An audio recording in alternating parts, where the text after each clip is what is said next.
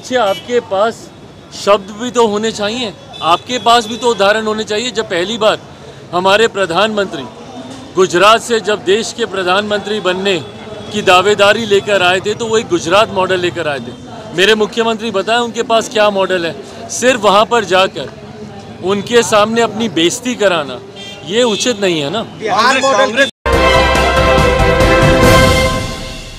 नमस्कार, आप देख रहे हैं सिटी पोस्ट लाइव और मैं हूं आपके साथ हर्षिता प्रताप सिंह।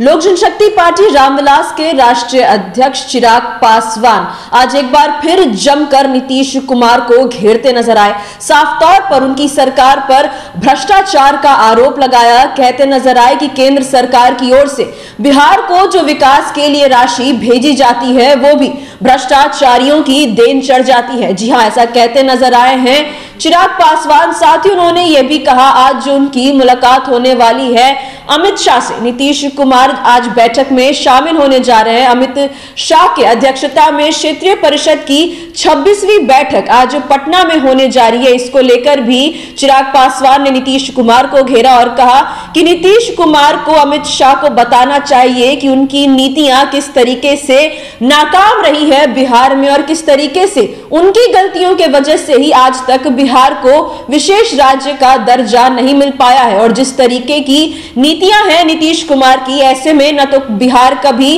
विकास कर पाएगा और न ही बिहार को कभी विशेष राज्य का दर्जा मिल जाएगा। वहीं दूसरी ओर उन्होंने राहुल गांधी और इंडिया गठबंधन को भी घेरा। कहते नजर आए कि जिस तरीके से धीरज साहू भ्रष्टाचार में फंसे हैं, जिस तरीके से 300 करोड़ रुपए से अधिक राशि उनके आवासों से मिली है, ऐसे में कांग्रेस, बिहार कांग्रेस, राहुल गांधी, ये सब लोग कुछ भी क्यों नहीं कहते। आए दिन कांग्रेस तो भाजपा पर आरोप लगाती है कि इनका काम तो केवल अपने विरोधियों के घरों पर ईडी के छापे पड़वाना है। तो अब जब उनके नेता ने इतना बड़ा भ्रष्टाचार किया है तो ये लोग चुप क्यों है। साथ ही तेलंगाना को लेकर भी घेरते नजर आए वो राहुल गांधी को। डीएनए वाले बयान पर कहा कि अगर राहुल गांधी बिहार आते हैं तो उन्हें जरूर इस बात का जवाब देना चाहिए कि आखिर तेलंगाना का डीएनए बिहार से बेहतर कैसे है। और कोई अगर ऐसा कहता है तो इस पर राहुल गांधी, बिहार कांग्रेस चुप्पी क्यों साधी रहती है। किस तरीके से चिराग पासवान, राहुल गांधी, नीतीश कुमार सभी को लपेटते नजर आए हैं, क्या कुछ कहते नजर आए हैं, हम आपको छोड़े जाते हैं उनकी बातों के साथ। भाई सवाल तो हम लोग का यही उठता है ना, सनातन को गाली ही नहीं दिया करते थे। सनातन धर्म को जब समाप्त करने की बात होती है तो उस पर ये लोग खामोश रहते हैं। तथाकथित जो इंडिया अलायंस है उसमें एक बार इसके विरोध में वो लोग बात करना ज़रूरी नहीं समझते। सनातन को गाली दी जाएगी, उस गठबंधन में ये लोग रहेंगे, पर उसके बाद इसी धर्म का पालन ये लोग अपने व्यक्तिगत कार्यों के लिए या अपने और मनोकामनाओं को पूरा करने के लिए करेंगे। तो ये दोहरी रणनीति सही नहीं ना। एक तरफ बीपीएससी से बहाली निकल रही है, दूसरी तरफ से हाँ, बनारस जाएंगे रैली करने। भाई जो मुख्यमंत्री बिहार की जनता को बिहार की जनता ने जिनको अस्वीकार कर दिया हो, वो सोचते हैं कि दूसरे राज्य की जनता उनको सुनना चाहेगी।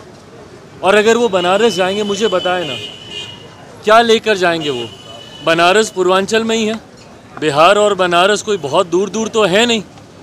क्या बनारस के लोग नहीं जानते कि मुख्यमंत्री नीतीश कुमार जी ने बिहार में क्या किया है? हकीकत है, आप जाकर देख लीजिए बनारस को। अभी कुछ दिन पहले अभी हम गए हुए थे बनारस में, पार्टी का भी एक कार्यक्रम था और वहाँ पर हम दर्शन के लिए भी गए थे, काशी विश्वनाथ। आप बनारस को जाकर देख लीजिए। प्रधानमंत्री की लोकसभा है, सिर्फ इस नाते ही नहीं, पर जिस तरीके से उस क्षेत्र का विकास हुआ है, वहाँ के आप मंदिर को ही देख लीजिए।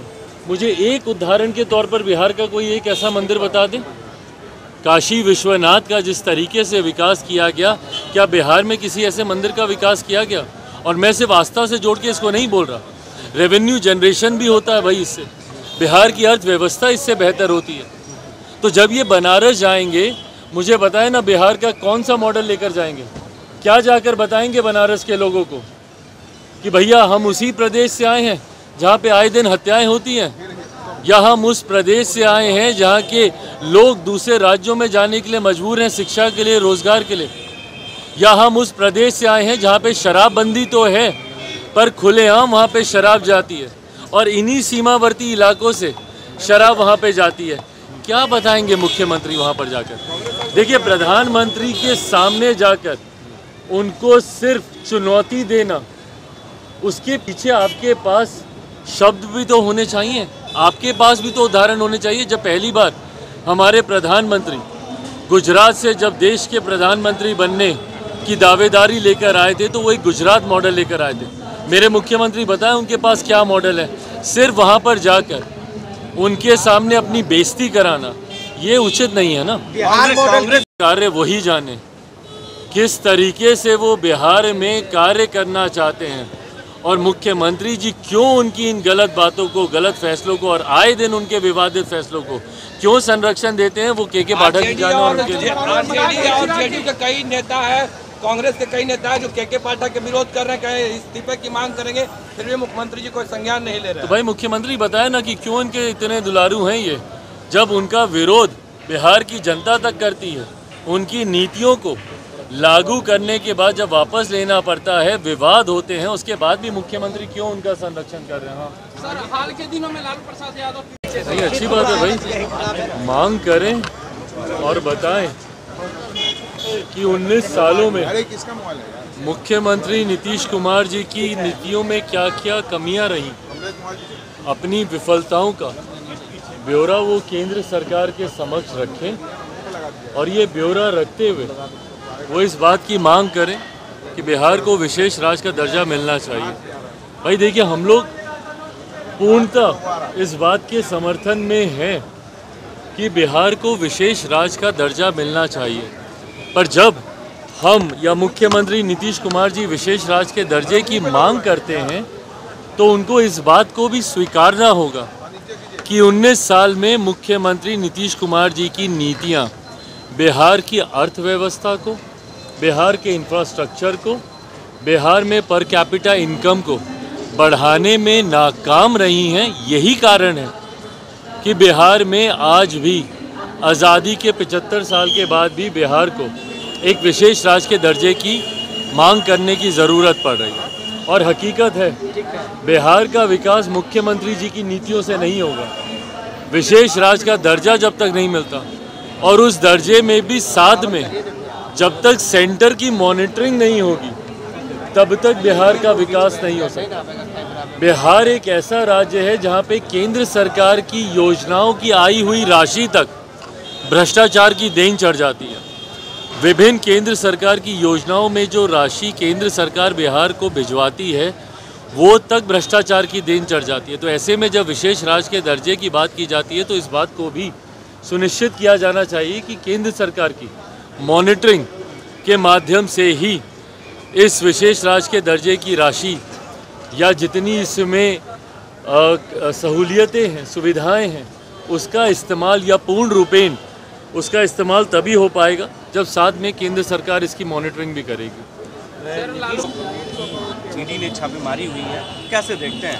भाई हम इसमें क्या देखेंगे, बताएं। यहाँ पे बिहार कांग्रेस के लोग, ये लोग जो बहुत विकास की बातें करते हैं, ईमानदारी की बातें करते हैं, हाथ कंगन को आरसी किया, ये तो सामने सामने की बात है ना, इसको तो झुटलाया नहीं जा सकता। ये लोग जो बोलते हैं कि इन लोगों के पास तो कोई काम ही नहीं है, विपक्ष के नेताओं के घरों पर छापे मारना, ईडी की रेड देना, सीबीआई के छापे करवाना, बट भाई जहाँ पे छापे हो रहे हैं वहाँ पे इस तरीके की तस्वीरें भी तो सामने आ रही हैं, जहाँ पे अलमारियाँ नकदी से भरी पड़ी हैं, जिसको संभवतः गिनने में दिनों लग गए हैं। अभी तक भी इसकी काउंटिंग चली रही है। आखिरी जानकारी जो मिली थी 290 करोड़ के आसपास की नकदी बरामद हुई थी और अभी भी कई बैग्स बाकी हैं। तो ऐसे में बताएं कांग्रेस के नेताओं को इन बातों का जवाब देना ज़रूरी है।